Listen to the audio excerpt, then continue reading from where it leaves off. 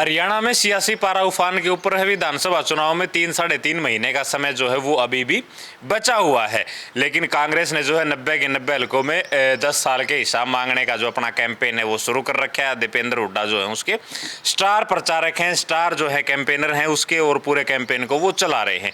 एक दिन में 2-2 हलके जो हैं इस गर्मी में भी वो कवर करते जो है वो नजर आ रहे हैं। आज की अगर बात करें तो आज सुबह वो बड़ौदा हलके में थे और शाम को जो है अस्सी हलके में जो है वो बीजेपी के 10 साल का हिसाब मांगने का काम जो है वो करेंगे। इसके अलावा बीजेपी जो है वो अपने उनके प्रभारी जो है 2 दिन के रोहतक प्रवास के ऊपर आ रहे हैं, वो यहाँ अपनी रणनीतियाँ तैयार करेंगी, टिकट देनी है, किस तरीके से चुनावी मैनेजमेंट के ऊपर काम करेंगे।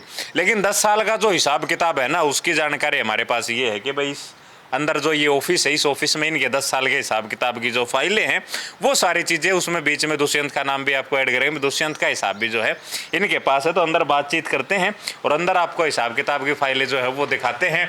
और ये फिलहाल देखो आप, अच्छा ये कांग्रेस की फाइल, ये बीजेपी की फाइल, क्या चल रहा है भाई आनंद साहब, क्या चल रहा है? चश्मे चढ़ गए न्यू, चश्मे ना चढ़े। ये तो देखो गहरा गणा है साहब।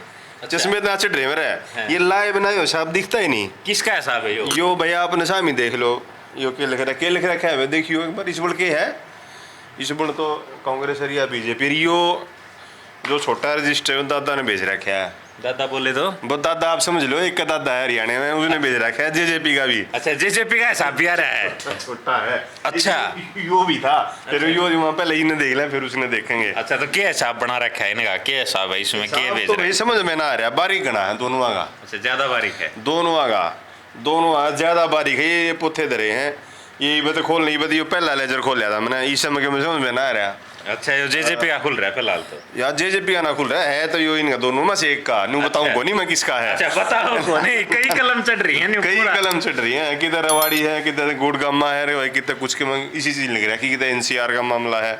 अच्छा, तो सारा हिसाब यो हिसाब है, देखने लग रहा हूँ मैं, समझ में बाहर नहीं लिया इतने माप आगे तो आदेश। अच्छा, तो भाई जो हिसाब किताब की बात जो फिलहाल हरियाणा की राजनीति में चल रही है, 3-3.25 महीने बाद चुनाव है। नांदल साहब इस वक्त मेरे साथ है, इनके हिसाब किताब फाइलें वाइलें जो तैयार कर रहे हैं। एक दादा ने भी इनके पास रजिस्टर भेज रखा है, दादा को आप समझ गए होंगे, नारनौंद वाले दादा। तो नांदल साहब जी, एक तरफ कांग्रेस जो है वो 10 साल का हिसाब किताब मांगने के लिए हरियाणा भर में कैंपेन कर रही है और 2 विधानसभाओं को कवर कर रही है। दीपेंद्र हुड्डा जो है उनकी अगुवाई में सारी चीज़ें चल रही हैं, प्रदेश अध्यक्ष भी मौजूद होते हैं कई जगह, उन अलग अलग जगहों के एमपी जो हैं वो सारी चीज़ें संभाल रहे हैं। बीजेपी के जो हरियाणा के चुनाव पर बारी हैं, पूनिया साहब 2 दिन के रोहतक प्रवास पा रहे हैं, वो भी अपनी रणनीति तैयार कर रहे हैं। तो और दोनों जो है अपना हिसाब किताब लेने देने में लगे हुए हैं। 2 दिन पहले पूर्व मंत्री कृष्णमूर्ति हुड्डा साहब ने जो है हिसाब किताब दे दिया, तो क्या कुछ हिसाब किताब निकला? सारा आपके पास डाटा है, सारी फाइलें वाइलें आप इकट्ठा कर रहे हो? देखो मैंने तो समझ में नहीं आ रहा ये भाई, दोनों पार्टियां बराबर की फाइल हैं। अच्छा, क्योंकि भाई तकरीबन 10 साल तो बीजेपी ने होने हो गए और 10 साल कांग्रेस राज कर रही है। हालांकि कांग्रेस का राज तो इससे पहले भी रहा है, लंबा राज हरियाणा में कांग्रेस का भी रहा है, इन लोगों का भी रहा है, लेकिन ये पहली बार जो है हिसाब मांगा गया है। अब बात हिसाब की आई तो देखो ये कितना शुरू करा, जिद को गूढ़े शुरू कर लिया। मन थोड़ा बहुत ही भाई एक पोथी खोली दिया। अच्छा। ये मैं जितना समझ में आया वो बता सकूं फिलहाल तो मैं उस खातिर दोबारा आना पड़ेगा अपनी। फिलहाल क्या समझ पूछो पहले, मतलब फिलहाल यो दादा वाला हिसाब बता दे भाई, यो हिसाब बता दे पहले, यो क्या दादा वाला तो ये खोलिया था घना बारीक से है, क्योंकि भाई मानस जो है वे टेढ़े थे। अच्छा, हाँ, और घना बारीक हिसाब है यो। तो ये मैंने एक पेज पलटा था ना, समझ में आया कि इसमें जींद की तरह वाड़ी अरे भाई कितना गुड़गामा कई चीज आ रही थी इसमें। अच्छा, तो ईब मोटी बात यह है कि भाई हिसाब मांगा कांग्रेस पार्टी ने, और कांग्रेस पार्टी ने हिसाब जो जनता के जुड़े और मुद्दे हैं उनको लेके हिसाब मांगा, जो मेरे समझ में आई है। भाई प्रॉपर्टी आईडी बिल्कुल जनता जुड़ा और मुद्दा था, जबरदस्त मुद्दा था। और मुद्दा क्यों जबरदस्त था कि मान लीजिए एक कॉलोनी में 100 घर हैं, तो 99 घरों की जो आईडी खराब थी, प्रॉपर्टी आईडी, किसी का साइज गलत था, किसी के फादर के नाम में गलत था, किसी की 4 फ्लोर दिखा रखे बना रहा, अगला 1 फ्लोर है। तो इस तरह प्रॉपर्टी आईडी का मामला था। फिर उसके अलावा स्वास्थ्य की भी बात थी, बहुत बड़ी शिक्षा की बात थी, उसमें रोज़गार की बात बिठाई है, जो मेरी मैंने समझा है, देखा है कि जो रोज़गार लगे उसमें बाहर के लोगों के भी अपॉइंटमेंट हुई है हरियाणा में।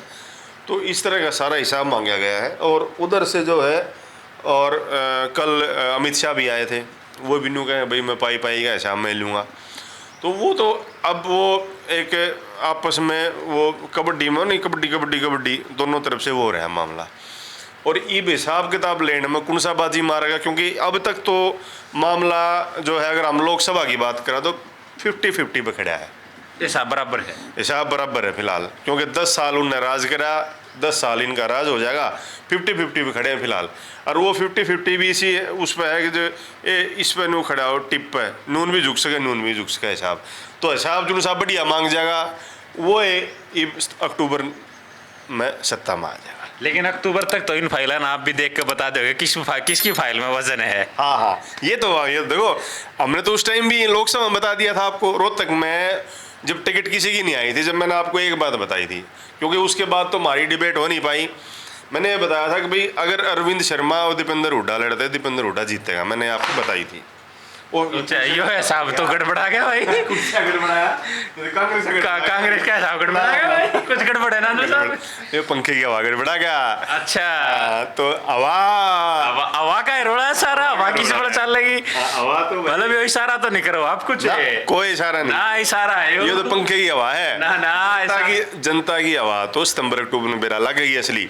अब आप बात करते हैं लोकसभा की, तो लोकसभा में मैंने आपको दीपेंद्र की पहले बता दी थी, और ये बताया था कि 6-4 का अगर अभी रिस्क है भाई, एक सीट का तो मैं तो कौन सा मतलब कतीय पंडित थोड़ा है ना हूँ, 6-4 ही बताई थी मैंने आपको भाई, 6 बीजेपी 4 कांग्रेस, तो वो 5-5 रह गया। और वो जो रहा है वो 30-40 हज़ार वोटों से रहा है, मतलब कती टिप पर मामला था। सेम बात फिलहाल आड़े खड़ी है, लेकिन अब यो इसमें और उस चुनाव में फ़र्क है थोड़ा सा। लोकसभा में केंद्र के मुद्दे भी थे भाई, केंद्र में कोई हो सके भाई अच्छे काम हो रहे हों, लोगों ने भाई मोदी के नाम पे ही वोट दिए थे, ऐसी कोई बात नहीं है। और यहाँ आ गया टोटली राज्य का मुद्दा, और कॉन्स्टिट्यूएंसी टू कॉन्स्टिट्यूएंसी डिपेंड करेगा, सीटों का खेल भी चलेगा, टिकट का खेल भी चलेगा। मान लें एक एरिया में मोहित गोयत की हवा बहुत बढ़िया है, और मोहित गोयत की टिकट काट दे बीजेपी या कांग्रेस, आप कौन सी पार्टी में हो, आप चले जाओ दूसरी पार्टी में, अपनी सीट अलग पार्टी से काट लाओगे, ये भी चलेगा यहाँ। तो वो लोग जो इंडिपेंडेंट भी हैं और बढ़िया सिचुएशन में, या किसी पार्टी की टिकट पे टिकट नहीं मिलती बढ़िया कैंडिडेट को, दूसरी पार्टी से ले आओ, तो ये माहौल इधर से उधर हो सके है। जैसे हम उदाहरण लेना हिसार का, लोग कम है तो कुछ है, लेकिन मैं ये बात कहूँ, अगर हिसार से कुलदीप बिश्नोई लड़ता तो एक सीट और बीजेपी की आ जाती। या एक उदाहरण और ले लें कि भाई मान लो किरण चौधरी लड़की को लड़ा देते तो हो सके जीत जाती, उदाहरण दिया मैंने वो इसमें वो मेरी कोई इंटरेस्ट नहीं, ना मैं किरण चौधरी ने जानता, ना मैं मतलब कुलदीप बिश्नोई ने जानता, तो ये बात है। तो ऐसा जानते आप कोई को, लेकिन फाइल दोनों आगे इधर रहे हो आप आड़े। फाइल तो भाई आ गई, फाइल आके मेरा लगा फाइल ही 2 मिनट बाद और किसी और पार्टी की भी आ सके, इन लोगों की तरह आज रहा है उसकी भी आ जा भाई। हिसाब तो चलो, हालांकि फिलहाल तो बीजेपी तो मांगा जा रहा है, लेकिन बीजेपी की पार्टनर थी जेजेपी, छोटी पार्टनर, तो छोटा हिसाब। अच्छा, छोटा हिसाब, पूरा हिसाब है, रिकॉर्ड ऑन, सारी चीजें ऑन रिकॉर्ड है। इतनी मोटी फाइल दी देख उन्होंने, इनमें कागज ही बहुत गणे हैं। हाँ। कोई सी बात ना, तो ये बात हिसाब की है। तो ये एक वैसे तो एक राजनीतिक मामला है और हिसाब मांगने की बात है। बीजेपी भी अब इन बातों पे आ गई है, हिसाब देने वाले पाई का हिसाब दें कह के। और फिर दीपेंद्र ने कही अगले दिन कल कही है, यो हरियाणा है प्रधान, है ना, तो ये चल लगा मामला, सारे जुमले, सारी बातें, सारी कहावतें सब निकल कर आऊँगी। और जब कोई कहा ना इलेक्शन लड़ लो, 7 पुश्त बाहर आ जा रहे हैं लकड़ के, तो वो मामला चल रहा है। तो आज के दिन माहौल बिल्कुल गर्मा गर्मी का टाइट माहौल, और आगे और बढ़ेगा। अब हिसाब मांगने की बात है, इसके बाद उसके कुछ और मुद्दे पे बीजेपी अपना फार्मूला काट लिया, क्योंकि बीजेपी है मीटिंग एक्सपर्ट है, मीटिंग होगी, आज उड़े मीटिंग, और ये कांग्रेस कर रही है रैलियाँ, दोनों में फ़र्क है। और दोनों की अपनी अपनी नीति है, क्योंकि राजनीति में नीति होती है, और लोग तो भाई वो एक डायलॉग भी है जिसमें कोई नीति नहीं हुई, राजनीति होती है। बात यह भी ठीक है, क्यों ठीक है कि आपने एक नीति बना दी और वह नीति आपके ऊपर बड़ी फैल होगी तो कोई नीति नहीं, और दूसरे की वापस होगी।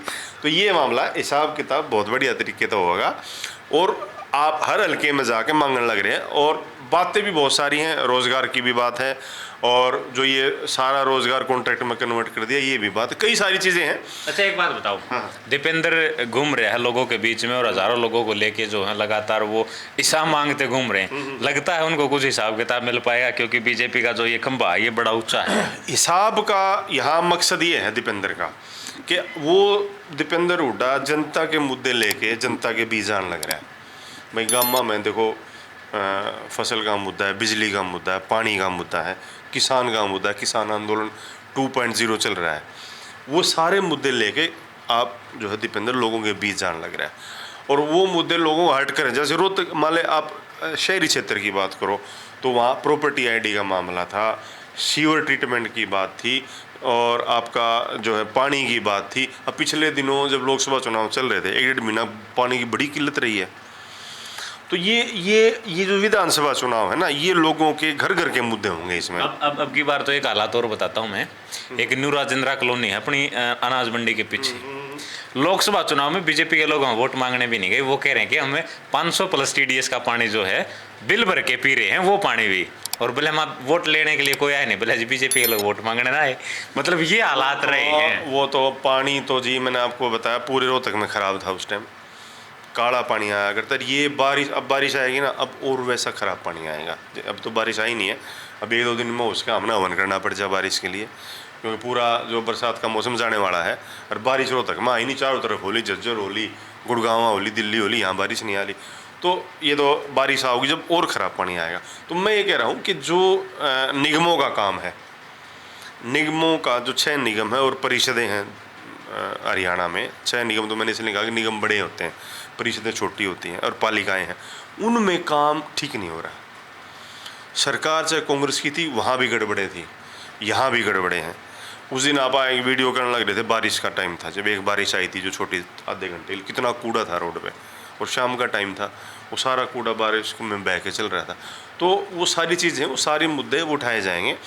और जनता ने भाई अब तो 50-50 का एक वर्जन दे दिया लोकसभा में, लेकिन विधानसभा में बीजेपी को भी उतनी ताकत लगानी पड़ेगी, कांग्रेस को भी उतनी ताकत लगानी पड़ेगी। आज हम ये नहीं मान रहे कि भाई 50-50 सीटों पे खड़ी हैं, तो आप ये भी मत कैलकुलेट करो, क्योंकि सेंटर के अंदर की बात थी वो, यहाँ स्टेट की बात है। यहाँ बहुत सारे लोग दुखी रहे हैं।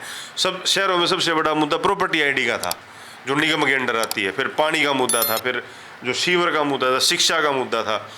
अब मैं एक उदाहरण देता हूँ आपको, महर्षि दयानंद यूनिवर्सिटी में जो कर्मचारियों की, शिक्षकों की तनख्वाह नहीं आई अब की बार, उनको आंदोलन करना पड़ रहा है। तो वो इस तरह की बहुत सारे मुद्दे, स्कूल हैं बहुत सारे, वो बंद कर दिए गए जो सरकारी स्कूल थे। बल्कि होना ये चाहिए था कि भाई कोई भी अच्छी चीज़ आप कहीं से भी ले सकते हो। भाई आप जो शिक्षा की बात है, वो दिल्ली से आप सीख के आते हैं, कैसे उन्होंने स्कूलों को ऑपरेट किया, पेरेंट टीचर मीटिंग है और चीज़ें हैं, वो आप शुरू करो नई चीज़ें। अब शिक्षा मंत्री आपने बेरा था सारी बताने की जरूरत नहीं, पिछली सरकार में जो था मतलब वो ढीला आदमी था, तो काम शिक्षा पे कुछ हो नहीं पाया। अच्छा एक बात बताओ, इसके अलावा ये दो होगी मुख्य पार्टी, एक विपक्षी पार्टी होगी, एक सत्तासीन पार्टी होगी, और ये गठबंधन की छोटी पार्टी होगी। ये हिसाब तो हो गया।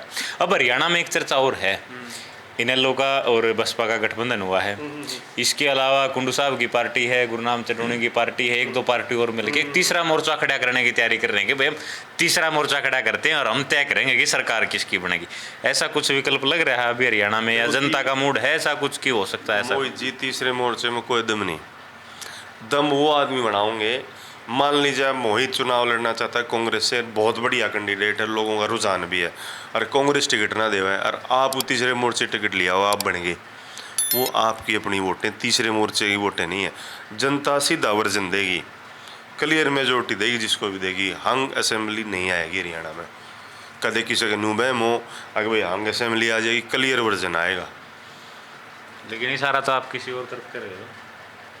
ये तो मन के आगे के दे दशाब धरे दोनों आगे यार, क्लियर वर्जन आओगा जिसका भी आओगा, कमाल है। हाँ अच्छा जेजेपी के हिसाब में क्या निकला? जेजेपी के बाटे क्या आएगा? फाइल था इतने जेजेपी तो दिखा है को नहीं, घना गहरा हिसाब है ना भाई। तो विधानसभा में लोकसभा में हिसाब हो लिया, और विधानसभा में वो रास्ते हिसाब हो जाएगा। यहाँ हिसाब के दूसरा मतलब भी है। अच्छा काटा का डाला कौन सी पार्टी का हिसाब होगा, अच्छा ये मतलब भी है यहाँ। और हिसाब तो क्या है, यो हिसाब होगा अगर भाई जब अक्टूबर में सितंबर में चुनाव होगा, जब कौन सी पार्टी का हिसाब होगा, अरे कौन सी पार्टी हिसाब मांगे थी, कौन सी पार्टी हिसाब देवती, आखिर में किसका हिसाब होया। अच्छा ये सारे हिसाब होंगे अक्टूबर में? हो गए हिसाब, ये तो 100% हिसाब होने हैं।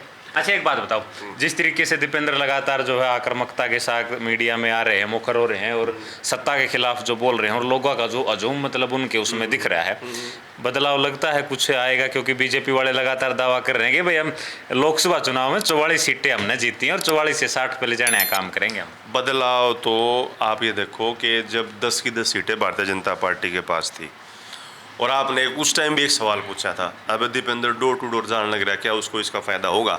अरे मैंने जवाब दिया था कि फ़ायदा होगा, और वो हुआ।